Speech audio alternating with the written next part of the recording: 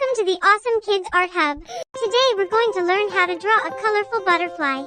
Start with the body, a long oval for the thorax and a small circle for the head on top. A butterfly's body has three parts, the head, thorax, and abdomen, just like all insects. Draw two thin, curved lines coming from the head. Add little bulbs on the ends. Butterflies use their antennae to smell and sense direction, like built-in GPS. Draw two large wings starting from the top of the thorax.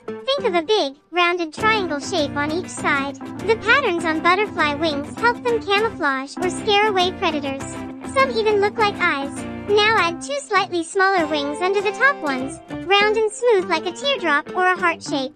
Some butterflies can flap their wings up to 5 times per second. That's super fast. Add fun shapes and lines on the wings if you like heart, circles, dots, stripes. Get creative.